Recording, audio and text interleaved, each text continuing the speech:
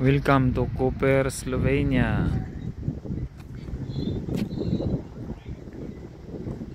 Ganda, di ba? Yan yung lugar nila, at yung dagat. Ang dagat, napakalinaw, oh, di ba? Parang salamin eh, oh. Di ba? Doon kami galing sa barko na yan, oh. Yan, yung may orange saka apat na crane.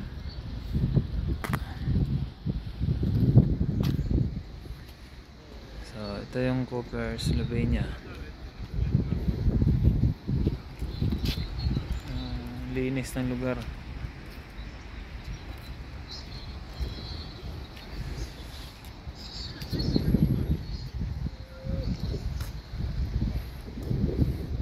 Ito yung yacht club. Tapos dun sa likod may cruise ship. Yan yung nistihan namin na hotel. Yan. Grand Koper Hotel. Diyan kami. Kasi bukas pa yung flight namin papuntang Pilipinas via Dubai. So balik Pilipinas na naman.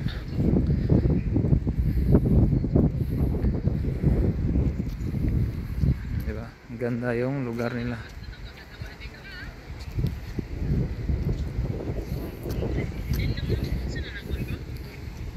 So, ikot tayo doon, no? Ikot tayo dito sa kanto. Oh, doon, no? Yan.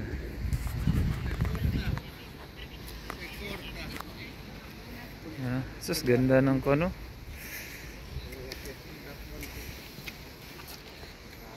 Diba? Maganda yung lugar, oh.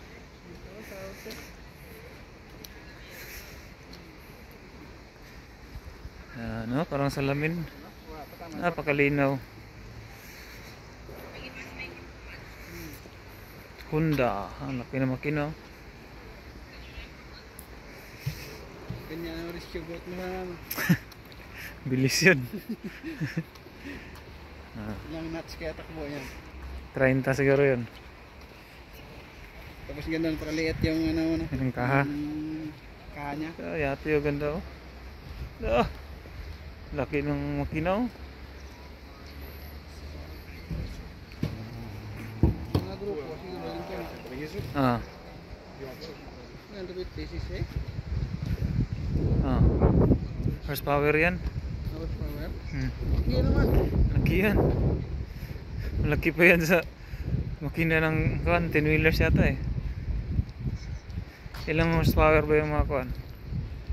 Yung 4D56 100 lang yata, di ba? 100 plus lang, hindi maabot 150, 140.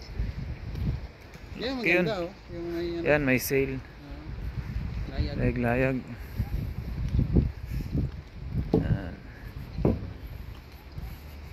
Pier rin sila dyan sa pila, oh. Ganda, no?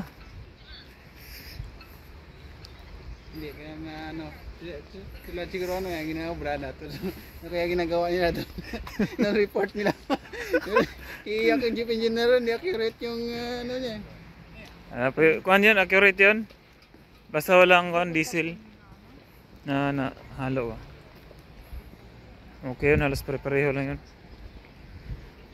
Sa akin, hindi na ako nagdepende doon eh. Kaya hindi ko na pinapansin kung kuhan. Bakit pag umandar mo yung engine doon, di man umabot ng 15 yun? Hindi. Pero doon sa Alfa Laval, halos tama yun. So, sabi ko nga sa kanya, bakit hindi daw accurate yung kilometer doon sa logbook at saka doon sa may ano niya?